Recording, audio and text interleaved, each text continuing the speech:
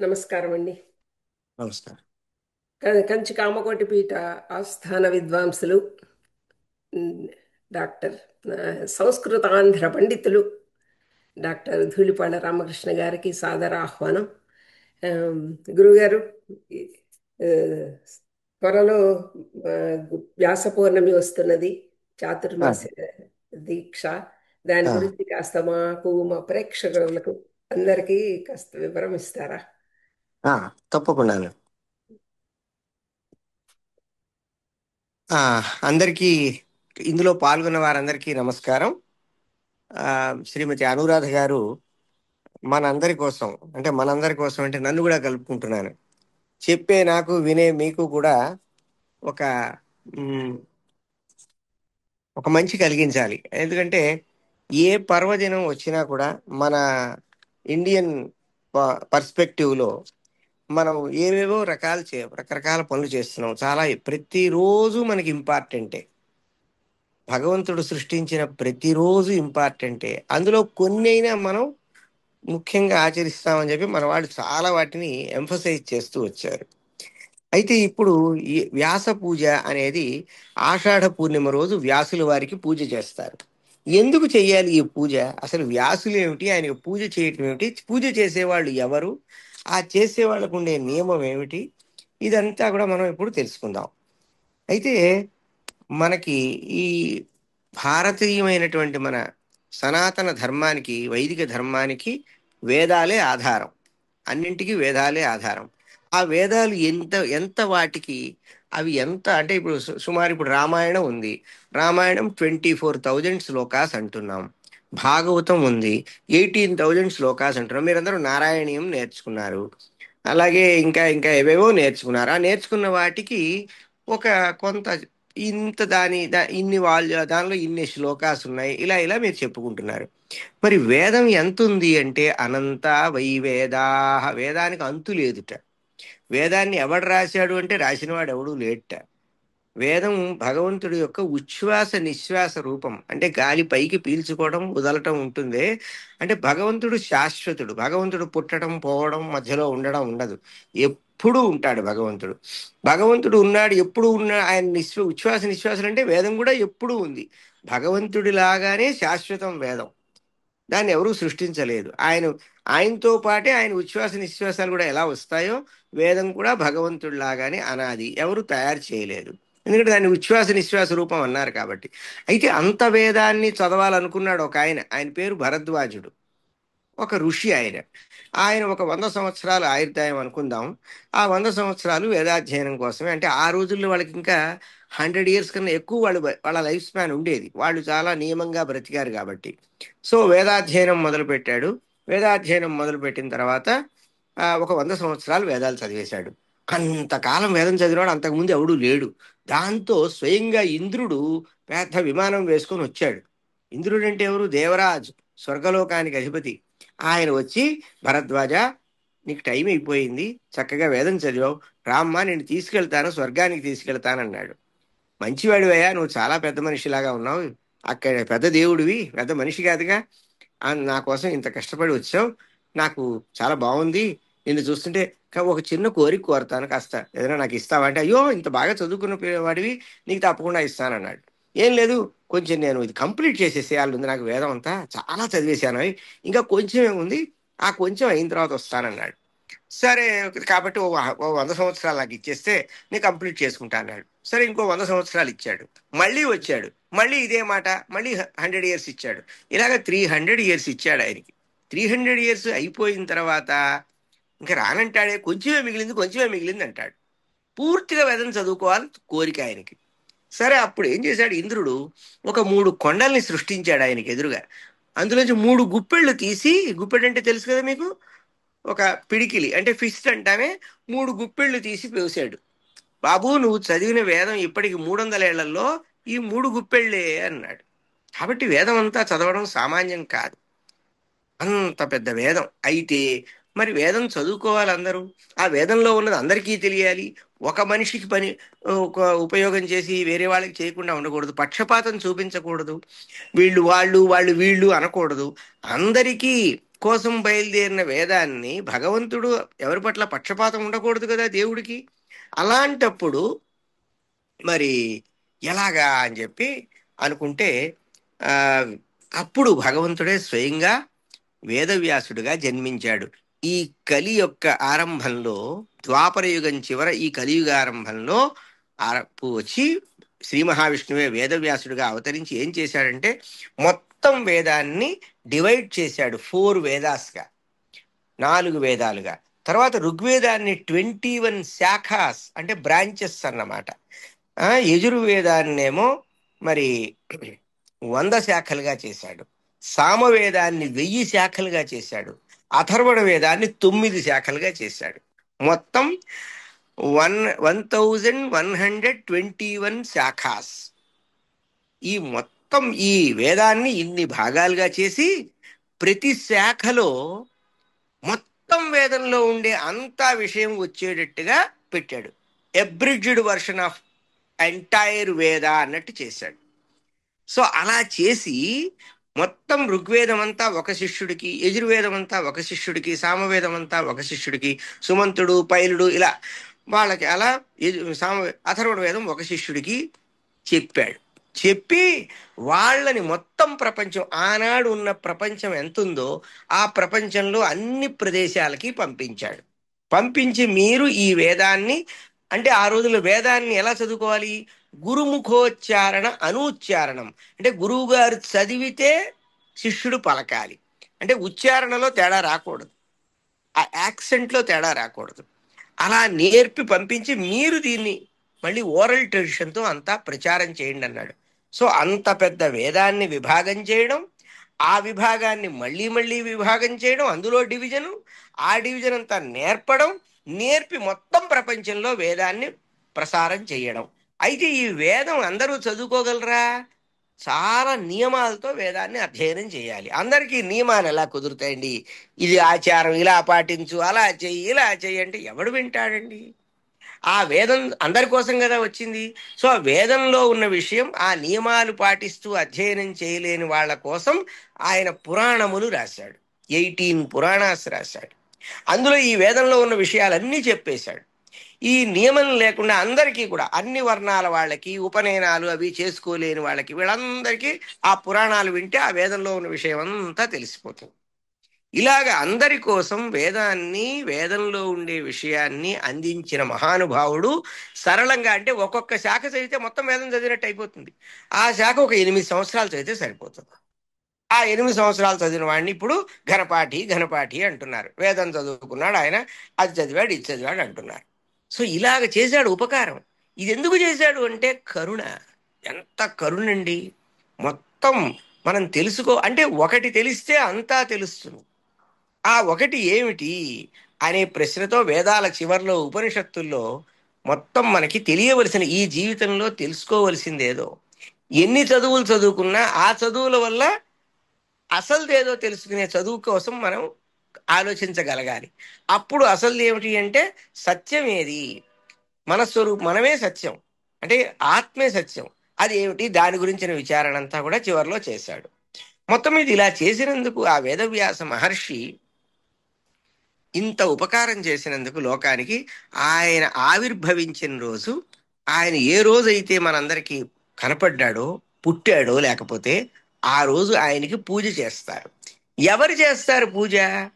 అయితే ఆయన ఇంకో పని చేశాడు, బ్రహ్మసూత్రాలను రాశాడు. అంటే వేదముల చివర్లో ఉండే, ఉపనిషత్తుల్లో ఉండే వాక్యాలని, ఆ విషయాలన్నింటినీ కూడా కొన్ని సూత్రాలుగా, అంటే కొన్ని ఎఫోరిజమ్స్ అంటాం, చిన్న చిన్న వాక్యాలుగా రాసి మొత్తం వేదానికి ఇది తాత్పర్యం, వేదం యొక్క ఉద్దేశం ఏమిటి అనేది అందులో చెప్పేశాడు. సో అది కేవలం ఈ ప్రపంచంలో ఉండే సుఖాలు కోరనటువంటి సన్యాసులు తప్పకుండా అధ్యయనం చేయాలి అని వాళ్ళ కోసం అది ఇచ్చాడు. ఇచ్చి అది వాళ్ళు బోధించాలి అని. అయితే అందుకోసం వేదవ్యాసుల వారు జన్మించిన ఆషాఢ శుద్ధ పూర్ణిమ నాడు ఆయనకి సర్వసంగ పరిత్యాగులు, అంటే అన్నీ వదిలేసిన వాళ్ళు, వాళ్ళకి ఇంకా ఏ బంధము లేదు, అలాంటి సన్యాసులు కూడా వాళ్ళ ఏ పూజలు ఏ జపాలు చేయక్కర్లేదు, ఎప్పుడూ బ్రహ్మచింతనలో ఉంటారు, వాళ్ళు బ్రహ్మవేత్తలుగా ఉండాల్సిన వాళ్ళు. వాళ్ళు కూడా కృతజ్ఞతగా గ్రాటిట్యూడ్ చెప్పడం కోసం ఒక థ్యాంక్స్ గివింగ్ లాగా వేదవ్యాసుల వారికి పూజ చేస్తారు. వ్యాస పూజ అంటే ఏమిటి? ముందు కృష్ణ పరమాత్మకి పూజ చేస్తారు. కృష్ణం వందే జగద్గురు, మొదటి జగద్గురువు కృష్ణుడు. ఆ తరువాత ఈ వ్యాసుల వారు ఆయన శిష్యులు నలుగురు, అంటే 4 వేదాలు ఇచ్చాడే. ఆ తర్వాత వ్యాస పంచకం, సనక పంచకం, ఆ తర్వాత గౌడ పంచకం. ఇలాగా ఈ పరంపర అంటే ఈ నారాయణం పద్మభువం వశిష్టం శక్తించ తత్పుత్ర పరాశరంచ వ్యాసం సుఖం గౌడపదం మహాంతం గోవీంద్ర యోగీంద్ర మధాస్య శిష్యం శ్రీ శంకరాచార్య మధాస్య పద్మపాదంచ హస్తామల్కంచ శిష్యం తం తోటకం. ఇలా గురు పరంపర ఉంది మనకి. మొట్టమొదట నారాయణుడు గురువు, ఆయన కుమారుడు బ్రహ్మ రెండో గురువు, అలా అలా అలా అలా గురువులు అన్నమాట. ఈ గురువులందరూ కూడా మరి అట్లా అట్లా గురువులందరూ కూడా వరుసగా ఈ రోజు వరకు ఎంతమంది గురువులు వచ్చారో ఆ గురువులందరికీ పూజ చేస్తారు. ఉదాహరణకి కంచి కామకోటి పీఠం తీసుకుందాం. కంచి కామకోటి పీఠం అనేది మొట్టమొదట ఆదిశంకరాచార్యుల వారు ఆ పీఠాన్ని అధిష్ఠించారు. అది గురుపీఠం. మిగతా పీఠాల్లో ఆయన శిష్యుల్ని ఆయన ఏర్పాటు చేశారు. ఆదిశంకరాచార్యుల వారి దగ్గర నుంచి ఇప్పుడు కంచి కామకోటి పీఠంలో ఎవరున్నారు? 71వ పీఠాధిపతి వచ్చారు ఇప్పుడు కొత్తగా. 70 మంది పీఠాధిపతులు ఇప్పటికి ఉన్నారు. 71వ వారిని కూడా తీసుకున్నారు. అంటే ఇప్పుడు వాళ్ళు ఎక్కడ మొదలు పెట్టాలి పూజ? నారాయణుడి దగ్గర నుంచి మొదలుపెట్టి ఆదిశంకరాచార్యుల వారికి ముందున్న వాళ్ళందరికీ, ముఖ్యంగా వ్యాసుల వారికి పూజ చేయాలి. వాళ్ళు కృష్ణుడికి పూజ చేస్తారు. చేసి అక్కడి నుంచి వ్యాసుల వారికి పూజ చేసి ఆ వ్యాసుల వారి యొక్క బ్రహ్మసూత్రాలని వెల్లడి లోకానికి ఎంతో చక్కగా విశదంగా కామెంటరీ రాసి మనందరికీ చేసినటువంటి శంకరాచార్యుల వారికి పూజ చేసి ఆ శంకరుల వారు ఏదైతే దాన్ని భాష్యం అంటారు, ఆ భాష్యాన్ని ఈ చాతుర్మాస్యం అంటే 4 నెలలు అని అర్థం. మామూలుగా అనుకుంటాం మాసం అంటే నెల కదా, చాతుర్మాస్యం అంటే 4 months అని. కానీ వేదంలో పక్షా వైమాసాహ అని ఒక మాట ఉంది. అంటే వేద భాష ప్రకారం మాస అనే శబ్దానికి పక్షం అంటే 15 days అని అర్థం, 15 రోజులని. అందువల్ల 4 మాసములంటే 2 నెలలు. ఆషాఢ పూర్ణిమ నుంచి శ్రావణ పూర్ణిమ, భాద్రపద పూర్ణిమ నాటికి 2 నెలలు యతీశ్వరులు అంటే సన్యాసం తీసుకున్న వాళ్ళందరూ కూడా ఒక చోటే ఉంటారు. వాళ్ళు ఎక్కడికి వెళ్ళకూడదు. వెళ్ళకుండా వాళ్ళు, ఎందుకంటే వాళ్ళు హింస చెయ్యకూడదు. అందుకని ఈ వర్షాకాలంలో అనేక రకాలుగా ఈ పురుగులు అవన్నీ వస్తాయి. కాబట్టి ఆ పురుగులు అవన్నీ కూడా వాటికి ఎక్కడ వాళ్ళ సంచారం చేత వాటికి ఈ బాధ కలుగుతుంది. కాబట్టి ఆ సంచారాన్ని విడిచిపెట్టి చక్కగా వాళ్ళందరూ కూడా మరి ఒక చోట ఉండి ఈ పూజ చేసి మొట్టమొదటి రోజు ఈ వ్యాసుల వారికి కృతజ్ఞత తెలుపుకుని పూజ చేసి ఆ వ్యాసుల వారు మనకి ఏదైతే అందించారో ఆ లిటరేచర్ని చక్కగా, అంటే ముఖ్యంగా బ్రహ్మసూత్రాలు వాటి భాష్యాన్ని ఈ 2 మాసాలు కూడా శిష్యులకి బోధిస్తూ వారు ఒకచోటే ఉంటారు. అటువంటి అంటే మొత్తం వేదవాంగ్మయానికి ఎస్సెన్స్ అయిన దాన్ని వాళ్ళు విచారణ చేస్తారు. దానికోసం వర్షాకాలంలో ప్రజలంతా కూడా ఏ గ్రామానికి వారు చేరుకున్నారో అక్కడికి వెళ్ళి ఆ ప్రజలంతా ఇలా ప్రార్థిస్తారట వాళ్ళని. ప్రాయేణ ప్రావృషి ప్రాణి సంకులం వర్త్మ దృశ్యతే అతస్తేషామహింసార్థం పక్షావై శృతి చోదనాత్ స్థాస్యామశ్చతురో మాసాన్ అత్రైవ సతి బాధకే. ఇక్కడ గనక ఏ బాధ లేకపోతే ఇక్కడ మేము 2 నెలలు ఉంటాం, అహింస వ్రతంతో ఉంటాం. ఈ వర్షాకాలం కాబట్టి ఏ ప్రాణికి హింస కలగనివ్వకూడదు.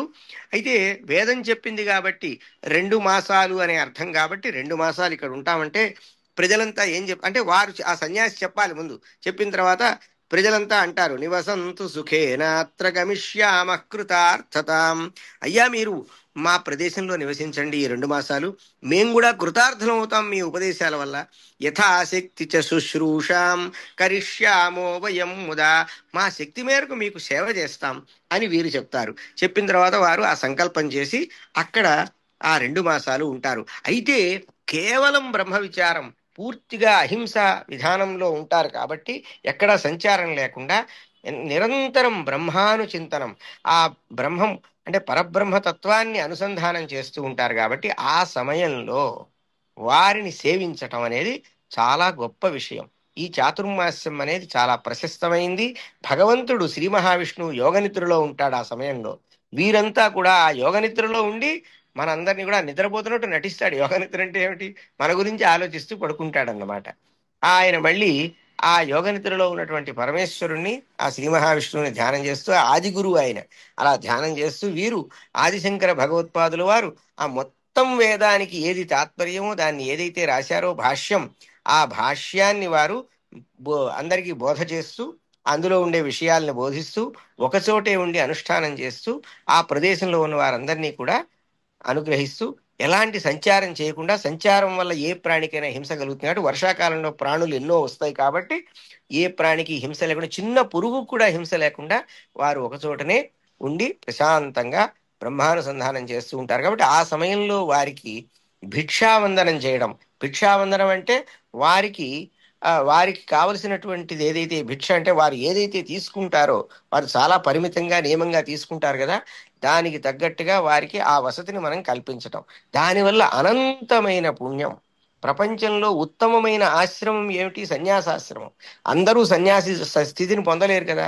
సన్యాస స్థితిని పొందాడు అంటే ఇక చిట్ట చివరి జన్మ అది. ఇంకా దాని తర్వాత మళ్ళీ జన్మించడం ఉండదు. వారికి బ్రహ్మభావం వచ్చి సర్వం కూడా వారే అయిపోతారు. సర్వము తానైన వాడు అంటామే, ఆ సర్వము తాను అయిపోతాడు. అటువంటి మహానుభావుడికి వారికి ఆకలి మనం తీర్చాం అనుకోకూడదు. అలాంటి మహానుభావుడి యొక్క హృదయంలో, ఆయన కడుపులో మన ఏదో ఒక పండో ఫలమో మనది కూడా, ఓ తులసి దళమైనా మనది వారికి చేరితే మంచిది అనుకోరు. మనం సంపాదించినందుకు, లేదా మనం ఇంకా ఎంతో కూడబెట్టుకున్నందుకు, తెలివిగల వాళ్ళమైనందుకు చేయవలసినటువంటి పని ఏమిటి? ఉచితమైన పని ఏమిటి? ఆ దానం ఈ ధర్మం అన్నీ చేశాం అంటున్నాం. కానీ మనం ఇలాంటి ఉత్తమమైన కాలంలో ఉత్తమమైనటువంటి మహానుభావులకి సేవ చేయటం వల్ల, ఆ భిక్షావందనాదులు మొదలైన సేవ చేయటం వల్ల మనకి అనంతమైన పుణ్యఫలం వస్తుంది. దానివల్ల మన వంశమంతా పవిత్రమై ఆ బ్రహ్మవేత్త యొక్క అనుగ్రహం చేత మనకి కూడా జ్ఞానం కలగవలసిన జ్ఞానం కలిగి, మన కుటుంబాల్లో కూడా జ్ఞానులు పుట్టి, వాళ్ళకి ఎటువంటి బుద్ధిహీనులు పుట్టకుండా మంచి బుద్ధిమంతులు పుట్టి, వాళ్ళు అన్ని రకాల కూడా ఎంతో మంచి ప్రశస్తమైనటువంటి జీవనాన్ని గడిపేటువంటి అవకాశం వస్తుంది. ఉత్తమమైన స్థితి మానవుడికి కలుగుతుంది. ఇది అందువల్ల ఈ చాతుర్మాస దీక్ష వారు చేస్తారు. ఆ చాతుర్మాస దీక్షలో ఉన్న వారిని మనం సేవించుకోవాలి. ఇది ఈ చాతుర్మాస వ్రతం యొక్క విశేషాలు. ఇంకా ఎవరైనా ఏదైనా డౌట్స్ అడగాలనుకొస్తే చకచకా మీరు అడగండి, ప్రశ్నలు వేయండి. నేను సమాధానాలు చెప్పగలిగినంత మేర చెప్తాను. ధన్యులం అండి. విన్నదే సరిపోయింది అంటే పరమ సంతోషం. ధన్యులం. చాలా అద్భుతంగా ఉంది. మాకు కావాల్సింది చాలా తక్కువ టైంలో కావాల్సినంత మేరకు ఈ ప్రజలకి కావాల్సిన విషయాలన్నీ తెలియజేశారు. చాలా చాలా సంతోషం సార్. ఆనందంగా ఉంది. మిమ్మల్ని సంతోషం. మిమ్మల్ని చాలా బిజీగా ఉన్నారు. అంత టైంలో మేము అడిగిన వెంటనే మీరు అంగీకరించి చాలా మీ ఆసక్తే కారణం. మీ ఆసక్తే నన్ను బంధించింది. సంతోషం. సంతోషం. మాకు వివరాలు అందించినందుకు చాలా ధన్యవాదాలు. మొత్తం మీకు అందరికీ తేలికగా అందే విధంగా ఉంది కదా. చాలా బాగుంది. చాలా బాగుంది. చాలా సంతోషం అండి. అందరూ ఈ సదవకాశాన్ని వినియోగించుకోండి. అదే అది మీకు ఒక్కరికి అది మీ అందరికీ ఆ మాట చెప్పవలసింది ఉంది. కాబట్టి ఎవరికి అవకాశం ఉంటే వారు దీన్ని వినియోగించుకోండి. ఈ అవకాశాలు మిస్ అవ్వకూడదు. ఇప్పుడైనా మరి ఎప్పుడైనా జీవితంలో ఇటువంటి అవకాశాలు ఎప్పుడైనా వచ్చినప్పుడు మిస్ అవ్వకూడదు.